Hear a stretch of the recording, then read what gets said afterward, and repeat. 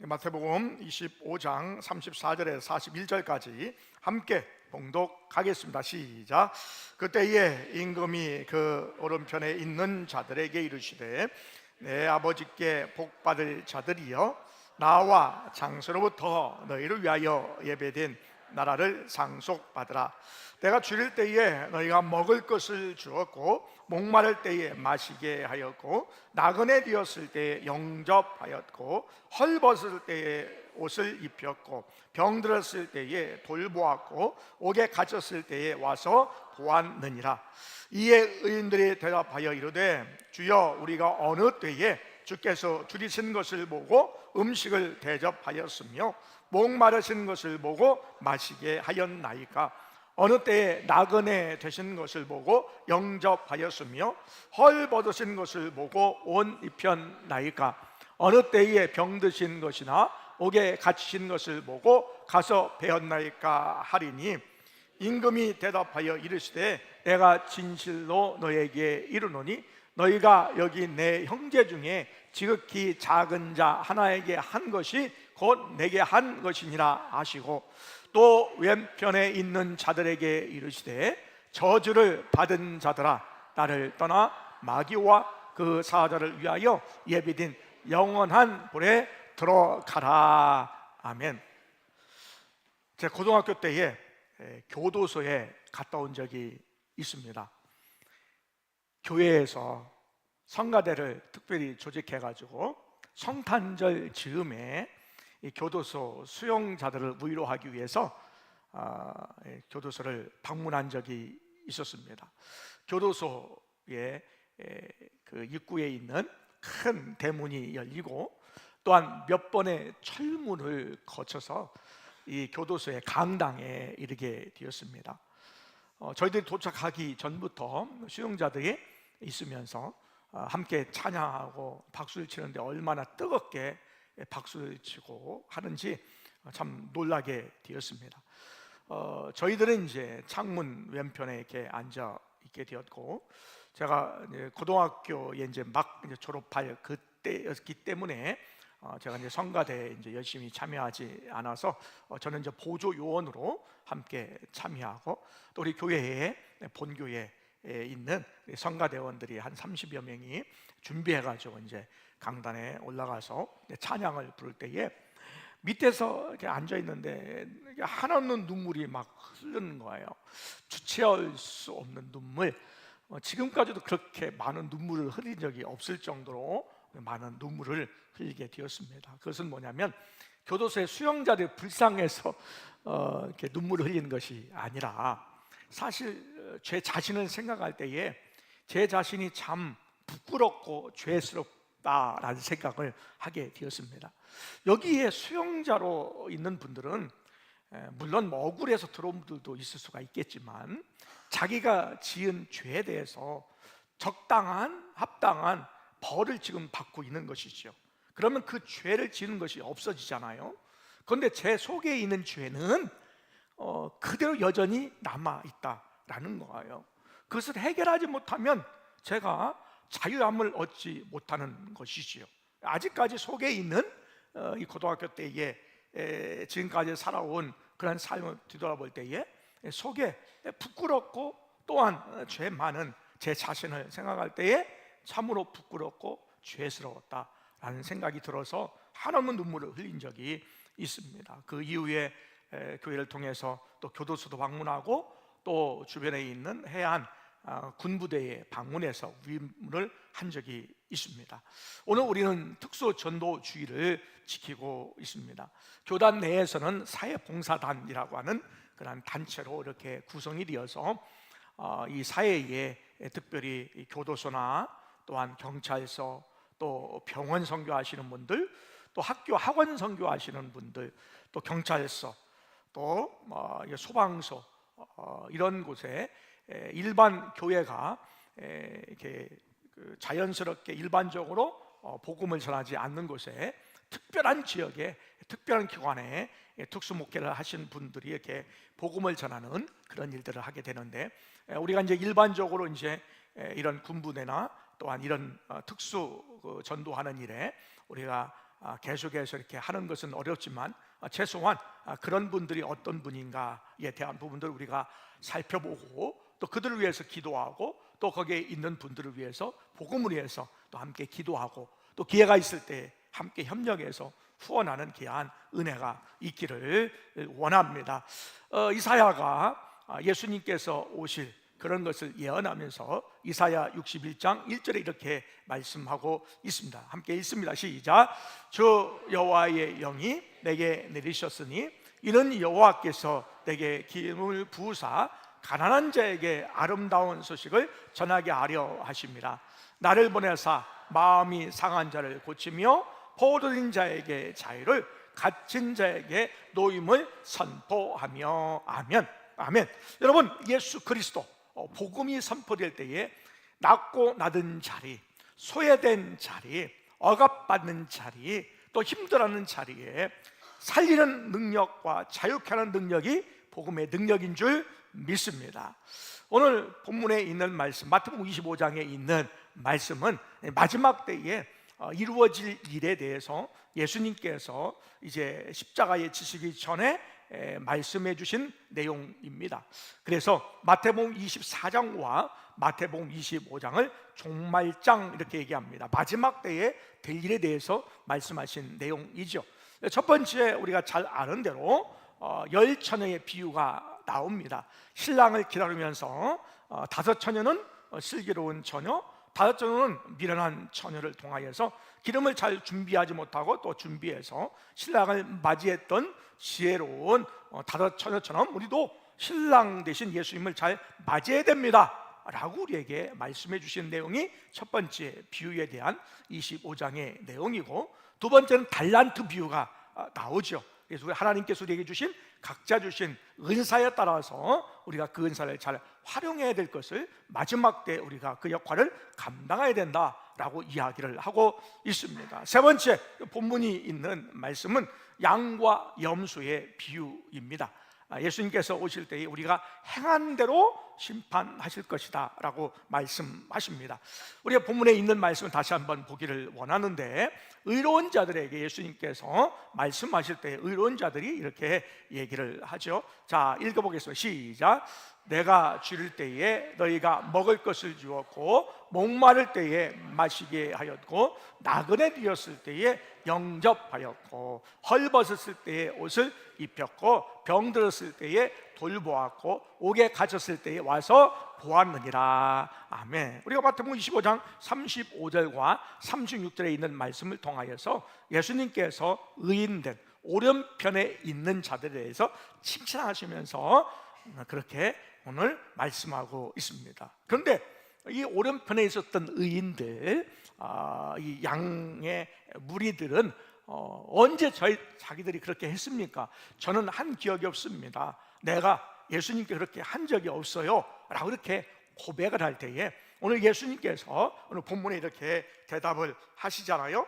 40절에 있는 말씀, 마태복음 25장 40절도 함께 읽습니다. 시작. 임금이 대답하여 이르시되 내가 진실로 너에게 이르노니 너희가 여기 내 형제 중에 지극히 작은 자 하나에게 한 것이 곧 내게 한 것이니라 하시고. 아멘. 오늘 예수님께서 오늘 의인들에게 또 합당하게 행한 자들에 대해서 나에게 했다라고 했을 때, 아니 예수님께 한 일이 없습니다 라고 했더니 예수님께서 지극히 작은 자에게 한 것이 곧 나에게 한 것이다 라고 말씀하고 있다라는 것입니다. 여러분, 소외된 자들, 또한 낮은 자들, 또한 돌봄이 필요한 자들에게 행하는 것, 그 작은 자에게 행하는 것이 곧 예수님께 하는 것인 줄 믿습니다. 본문을 통해서 우리가 어떤 교훈을 얻어야 되는지 말씀 함께 나누기를 원합니다. 첫 번째입니다. 한번 읽어보겠습니다. 시작. 가장 작은 자가 예수님이십니다. 다시 한번 시작. 가장 작은 자가 예수님이십니다. 예수님 우리가 위대하게 생각하고 또한 드러나는 일, 멋진 일, 큰 일 이렇게 하면 하나님께서 좋아하시고 영광을 받으실 것이다 생각하죠. 물론 그것도 하나님께 영광을 돌리는 일이지만 가장 작은 자에게 우리가 사랑을 베풀고 섬기고 또 돕는 일들, 이런 것들도 바로 예수님께 하는 건데, 바로 가장 작은 자가 예수님이시다라는 것을 알 수가 있는 것이지요. 오늘 본문에 있는 말씀 전부 다 우리가 비유에 대한 말씀을 읽은 것은 아니지만, 오늘 본문에 있는 말씀을 통해서 오늘 병든 자를 찾아가고, 또한 죄에서 포로된 자를 찾아가고, 옥에 갇힌 자를 찾아가고, 목마른 자를 찾아가고, 또한 그걸 마시게 하고 먹이게 하고 헐벗은 자를 입히게 했던, 이게 다 행위적인 거잖아요. 어떤 행동, 행위가 나오는데, 그러면 본문을 우리가 오해할 수 있어요. 우리가 행동을 통해서 구원받는 거구나 라고 이렇게 얘기하는데, 원래 이 본문의 핵심은 우리가 행동으로, 행위로 구원받습니다 라고 하는 것을 얘기하는 것이 아니라, 본문에 있는 말씀은 우리가 진정으로 예수 믿는 사람이라면, 우리가 참으로 예수를 믿는 사람이라면 우리가 행위로 다른 사람을 사랑하고 섬겨 나간다라는 것을 이야기하는 것이에요. 예수를 잘 믿으면 예수 잘 믿는 행동이 나온다는 거예요. 말도 그렇게 나오고 행동도 그렇게 나오고 마음 씀씀이, 또한 우리의 씀씀이도 그렇게 나올 수 있다라는 것을 이야기하고 있다라는 것이죠. 오늘 지극히 작은 자라고 하는 단어가 나오죠. 지극히 작은 자는 사회적으로 자기 스스로 어떤 힘을 발휘할 수 없는, 자기 스스로는 도저히 일어날 수 없는 자를 오늘 지극히 작은 자 이렇게 얘기를 하고 있습니다. 또 옥에 갇혔을 때라고 하는 단어가 나오는데, 몇 년 전에 이제 노마에, 이탈리아 노마에 그 사도 바울이 갇혀 있었던 감옥에 간 적이 있습니다. 노마 감옥이 이제 여러 가운데 있는데 두 가운데 가게 되었습니다. 우리가 2018년도인가요? 우리가 유럽 단기 선교를 우리 청년들 중심으로 갔었을 적에도 우리 그 안에 있는 것을 방문하게 되었는데, 보면 너무너무 비좁고 작아요. 그리고 일반적으로 보통 이제 감옥은 우리나라 같은 경우에 옛날에도 그냥 뭐 1층 그냥 그 평평한 곳에 우리가 수용자들이 이렇게 감옥에 가두는 그런 일이 있는데, 이 노마 시대에는 지하에 이렇게 가두었어요. 그 어떤 데 보면 이제 뭐 줄로 사다리로 이렇게 가지고 이렇게 내려보내는 그런 것들도 영화를 통해서 우리 보게 되었는데, 계단을 통해서 지하로 내려가게 되는 그런 구조였습니다. 그리고 어두컴컴하게 되죠.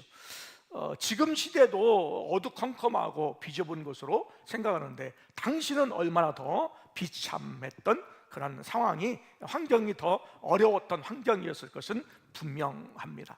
당시에 옥에 가서 이 수용자들, 이 감옥에 갇힌 자들을 돌보는 일은요, 이 친척들이 음식을 제공하거나 아니면 잘 돌보지 아니하면 그 당시에 이 감옥에 갇혀 있는 사람들이 죽을 수밖에 없었고, 전염병에 노출되어서 생명의 위협을 받을 때였다라는 거예요. 뭐 지금은 나라에서 다 이렇게 공급해주고, 뭐 삼시세끼 뭐 운동도 시켜주고, 또한 수용자들이 좀 작으면 국민인권위원회에 호소해가지고, 우리가 이 방이 5명 있어야 딱 적당한데 7명, 8명이 있으니 이거 인권 침해입니다 라고 해가지고 인권위에 편지를 보내면 인권위원회에서 조사 나와가지고 이것을 고쳐야 됩니다, 교도소장한테 얘기하고 권고해가지고 고치는 그런 시대가 될 정도의 인권과 그러한 시설이 좀 이렇게 발전한 부분들도 있지만, 그 당시에 뭐 음식도 제공하지 못하고, 또한 잘 돌보지 않으면 거기에 갇혀 있는 사람들이 죽게 되고 또 어려움에 처하게 되는 그런 시대였다라는 것이죠. 또한 그 당시에 옥에 가서 옥에 갇혀 있는 사람을 돌보는 것은, 저 사람과 저 사람이 서로 의견이 맞고 내통하고, 만약에 사회적인 국가적인 반역을 저질렀다면 반역자라고 하는 오해를 받을 수 있고, 또 오히려 나 자신도 잡혀가서 옥에 갇힐 수 있는 그러한 위험이 있는 그런 일이었다라는 것이죠. 그럼에도 불구하고 옥에 방문해서 감옥에 있는 자들을 돌보는 일은 그렇게 중요한 부분이었다라는 것을 오늘 본문은 이야기하고 있는 것이죠. 여러분, 히브리서 13장 3절을 함께 읽어보겠습니다. 시작. 너희도 함께 갇힌 것 같이 갇힌 자를 생각하고 너희도 몸을 가졌은즉 학대받는 자를 생각하라. 아멘.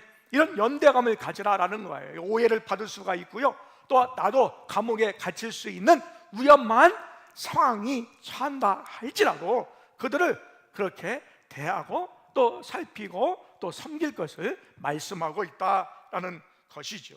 예수님처럼 세상에서 버림받고 정죄당한 사람들, 누구도 곁에 가기를 어렵잖아요. 어려움 당하면 곁에 가기 싫어하고, 노숙자를 만나면 곁에 가기 싫어하고, 또한 죄인이 있으면 무슨 말하자면 엮일까 생각해가지고 어떤 오해를 받을까 생각해서 같이 가지 않고 하는 그런 처지에 있음에도 불구하고 오늘 예수님께서는 오늘 함께 할 것을 말씀하고 있다라는 것이지요.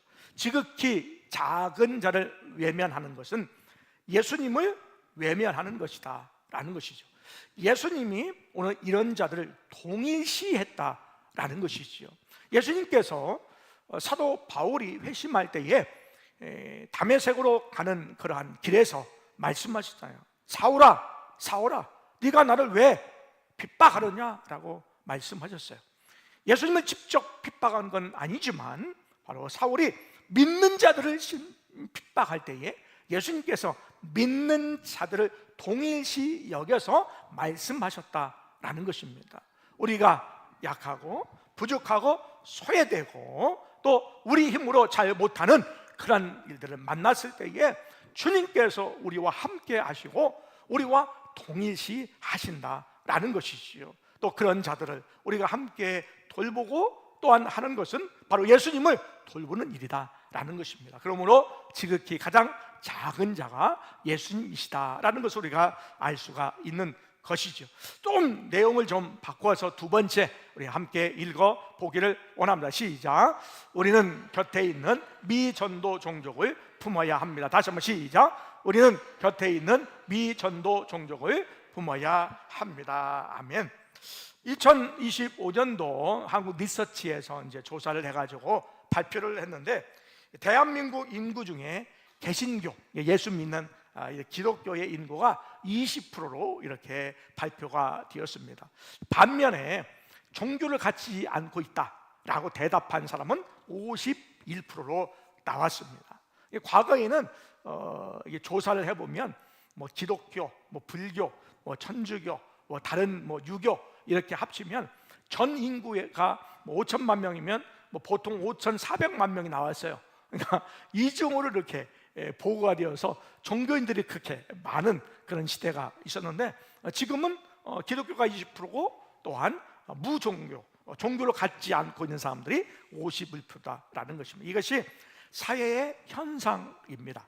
2026년도, 2025년도 계속해서 조사를 사회적으로 또한 목회의 중요한 자료를 이렇게 만드는 그런 분들이 조사를 하니까 이것이 타종교화 현상이다라는 거예요.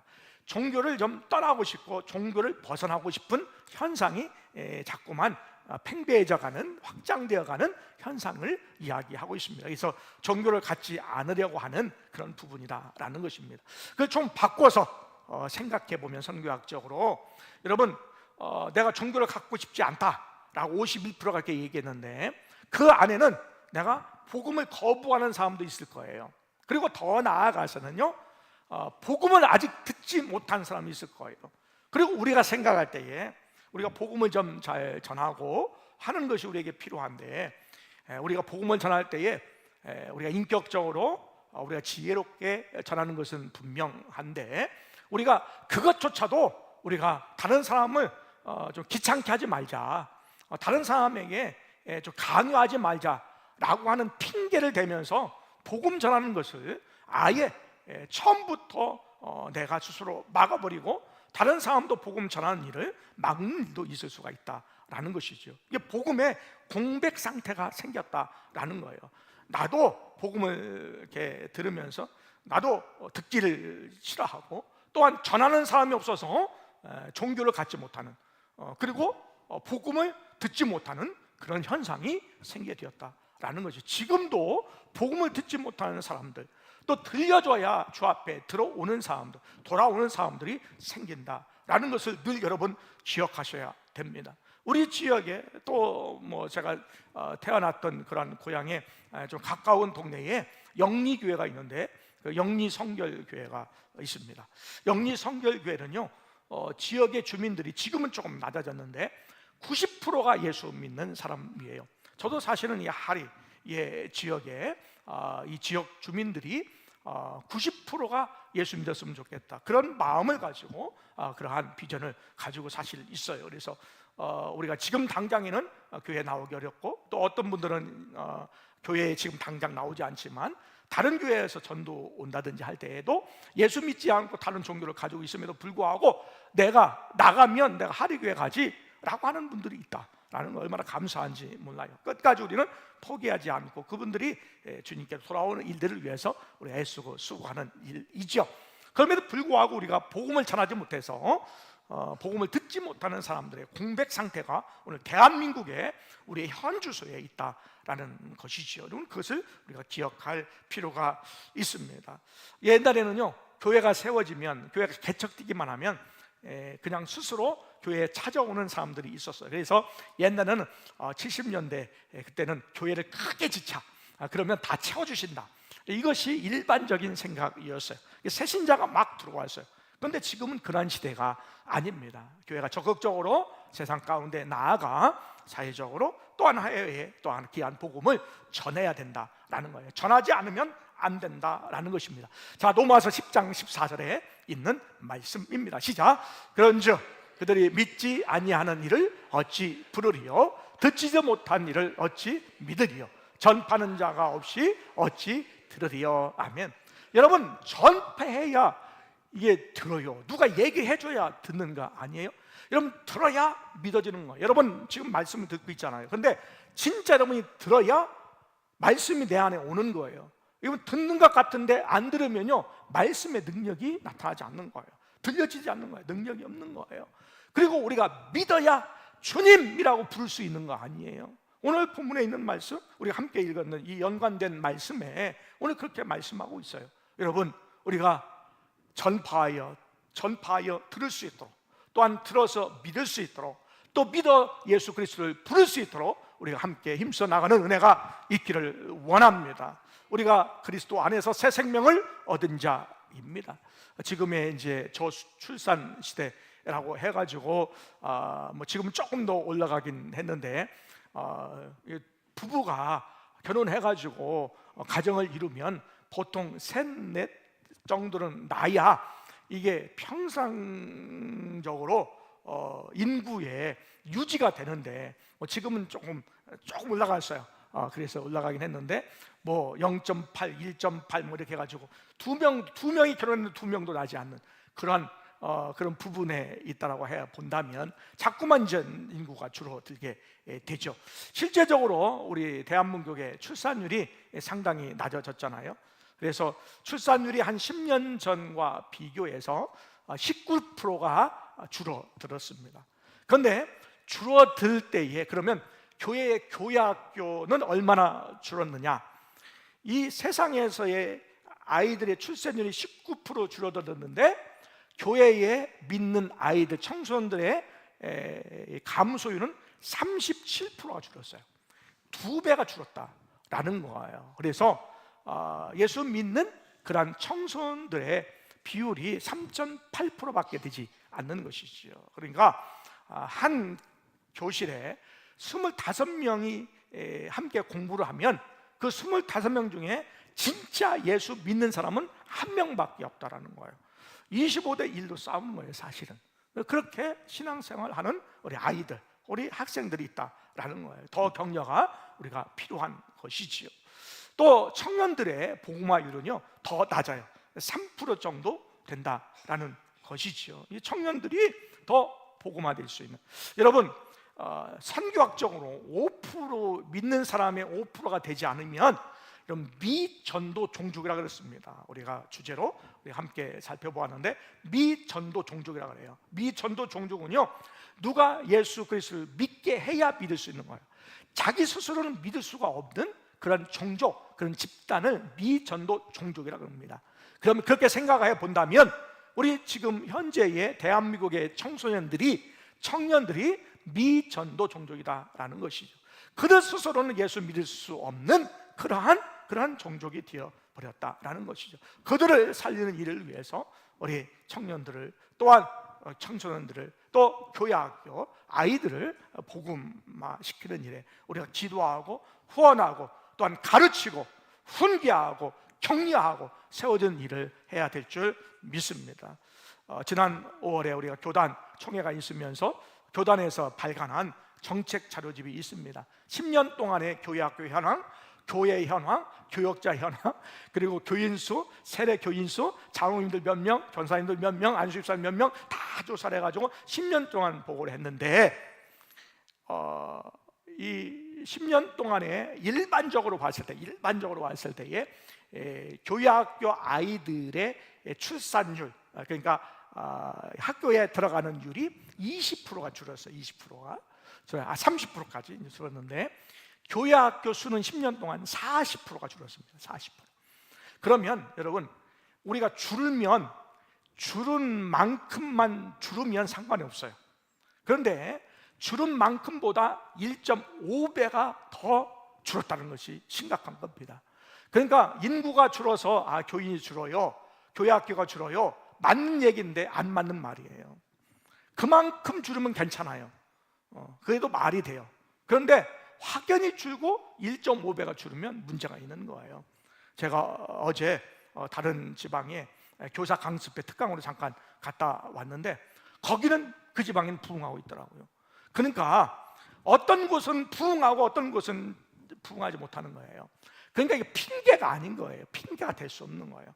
여러분, 핑계는요 수없이 될 수 있어요. 안 되는 건 수없이, 수십 가지, 수백 가지, 수천 가지가 될 수 있어요. 여러분, 잘 되는 거, 또 복음을 통해서 증가될 때에 하나님의 역사하실 것을 믿고 나아갈 때에 능력과 은혜가 나타날 줄 믿습니다.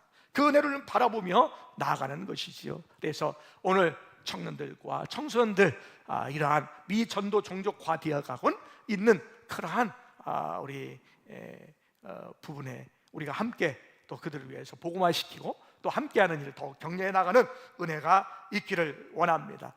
신학교 다닐 때에 전도 폭발 훈련이라고 하는 훈련을 받게 되었어요. 이제 뭐 학교에서 전부 다, 물론 전도의 그 이론과 실제는 이게 우리가 배우게 되죠. 그런데 실제로 전도하는 법, 이런 것들은 신학교에 다 가르쳐 주는 것이 아니니까 신학교 내에서 자체적으로 동아리가 전도 폭발이 이렇게 만들어져, 현재도 이제 보니까 존속하고 있더라고요. 배우면서 이제 하게 되었는데, 학교 밑에 병원이, 큰 병원이 있어요. 이제 심장병으로 잘 이렇게 알려진 그런 병원이 하나가 있는데, 전도할 때 갈 곳이 별로 없으니까 신학교에서 병원에 가가지고 전도 폭발 훈련하는 거예요. 전도할 때. 그런데 전도 폭발의 첫 번째 질문이 뭐냐면, 오늘 밤 이 세상을 떠나신다면 천국에 들어갈 것을 확신하고 계십니까? 이게 첫 번째 질문이에요, 여러분.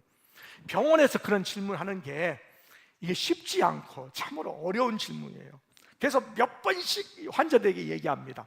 그리고 가끔씩 이게 갑자기 이제 아파서 들어오신 분들, 이런 위기센터에 들어가서 이제 복음을 전하기도 하거든요. 그러니까 이 말 꺼내기가 참으로 어려워요. 그런데 두 단어를 얘기해서 두 단어를 들으면 yes 아니면 no, 글쎄요 라고 하는 것에 따라서 이분이 예수 믿는구나 안 믿는구나, 믿는 척 하는구나, 이것을 딱 캐치해낼 수 있거든. 두 단어를 가지고 질문을 통해서. 그러니까 첫 번째 단어가 중요한 거예요. 그러니까 얘기하기가 참으로 어려워요. 그런데 말이죠, 분명한 것은요, 참 놀라운 일은요, 오늘 병원에서 이렇게 오늘 밤 이 세상을 떠난다 해도 천국에 들 것을 확신하고 계십니까? 라고 하는 질문을 통해서 복음을 제시하고 복음을 전해줄 때에 결심자들, 내가 다시 예수 믿기로 결심했습니다 라고 회심합니다, 기도로 함께 결심기도 하는 사람이 율이 훨씬 높았다는 거예요.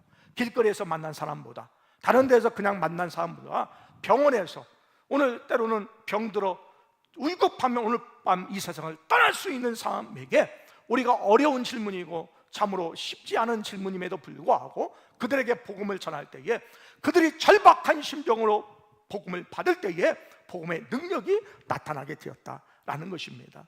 이런 병원이나 또 교도소나 또 학원에 우리가 이런 특수에 있는 그러한 장소에 우리가 복음을 전하는 것, 미전도 종족에게 복음의 증거가 우리에게 있어야 된다라는 것이죠. 자, 세 번째 있는 말씀 우리 함께 읽습니다. 시작.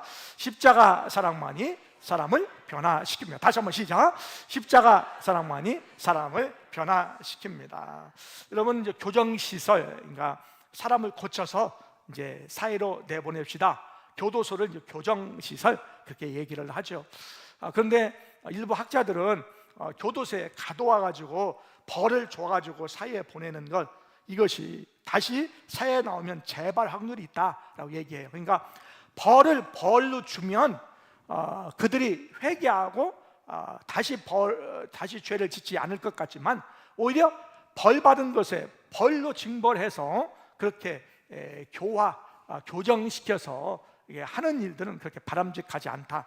더 사랑과 이런 것들을 통해서 복음의 능력으로 해야 된다라고 해서 소망 교도소도 만들어져서 기독교 관점을 통해서 신앙을 가지고 이렇게 운영하는 교도소도 사실 있습니다.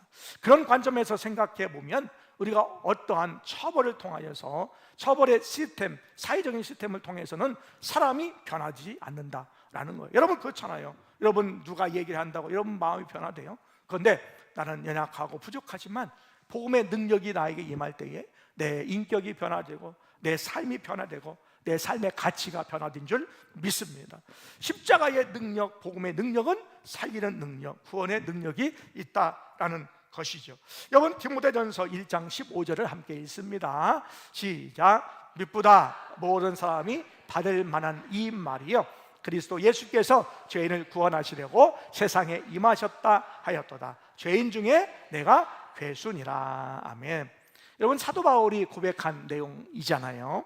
자기가 죄인 중에 괴수와 같은 참으로 철천지 죄인과 같은 사람이다 라고 했을 때에, 여러분 감옥에서 이 말씀을 읽고 회심한 사람들은 이것이 하나의 그들의 신앙 고백일 것입니다.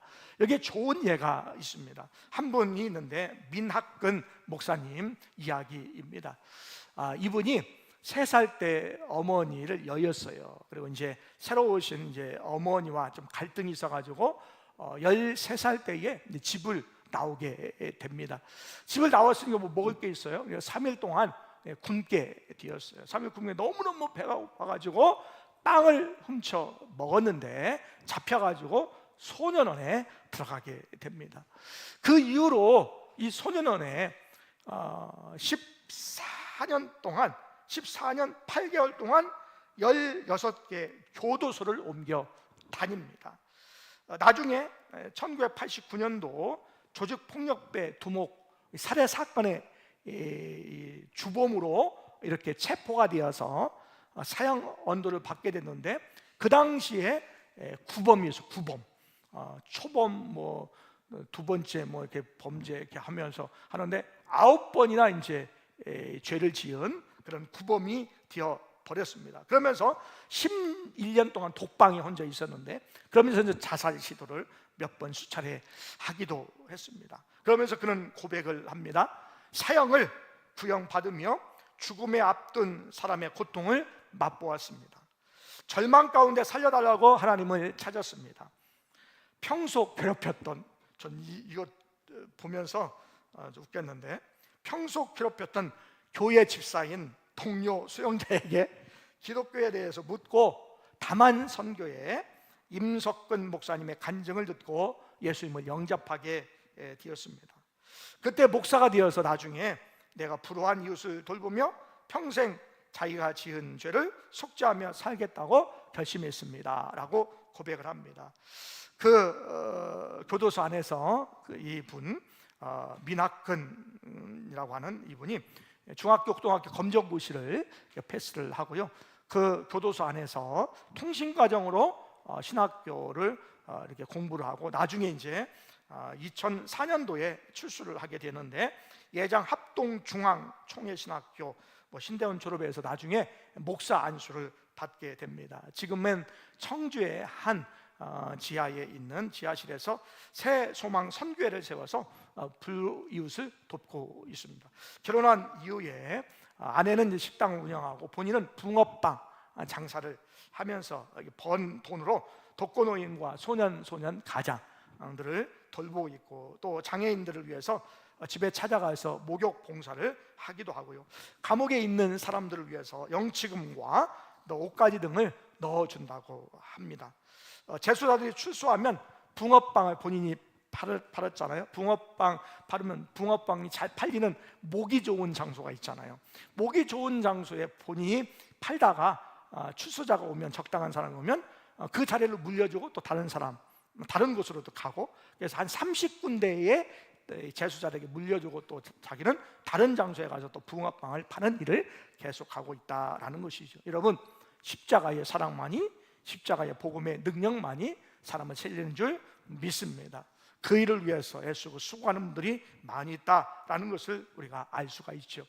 우리 교회는 복음에 대한 또 전도와 선교에 대한 부분으로 조금 더 한 발짝 앞서 있는 교회이기도 하지요. 그래서 그 부분에 우리가 좀 더 많이 신경을 쓰기 때문에 다른 특수기관에 우리가 많이 협조하지는 않죠. 가끔씩 우리가 관공서나 또 지난번에는 한 분이 딸기를 이렇게 기증하셔서 소방서, 경찰서 또 이런 곳에 방문해서 우리가 전달하기도 했고, 또 교회를 통해서 우리 우석대학 학원선교회 함께 하기도 하는 일들을 우리가 간접적으로 하고는 있습니다. 앞으로 우리가 기회가 되면 그런 일도 하게 되지만, 우리가 우선은 먼저 그들을 위해서, 사역하시는 분들을 위해서 기도하고, 그 속에서 복음을 간절히 기다리는 분들을 위해서 우리가 사역하고 기도해야 되는 줄 믿습니다. 여러분, 우리가 살고 있는 모든 곳은요 선교지입니다. 우리가 가정도 선교지고요, 우리가 살고 있는 지역과 마을도 선교지입니다. 여러분이 있는 곳, 여러분의 삶의 터전, 직장도 선교지이죠. 여러분이 방문하잖아요.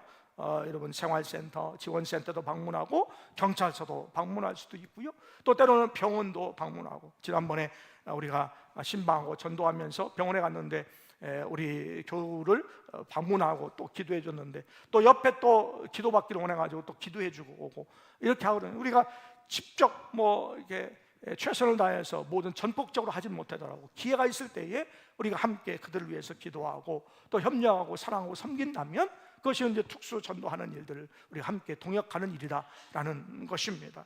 여러분, 우리가 있는 곳, 그것이 다 선교지인 줄 믿습니다. 우리가 어느 곳에 가서 우리가 할까 걱정하지 마세요.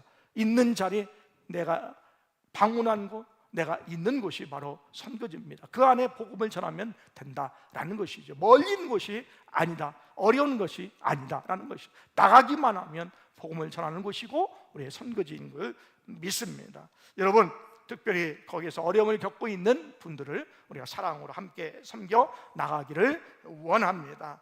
여러분, 예수님은 가장 작은 자이십니다. 우리 주변에 있는 미전도 종족, 복음이 필요한 곳에 우리가 복음을 전하기를 원합니다. 그 복음은 살리는 능력이 있습니다. 회복하는 능력이 있습니다. 그 능력을 믿고 가장 작은 자 되신 예수님을 섬기듯 그 작은 자를 섬겨 하나님을 높이 드리며 복음의 역사를 함께 누리며 나가는 우리 모두가 되시기를 원합니다. 우리 찬양한 거 하고요, 또 함께 잠시 기도하겠습니다.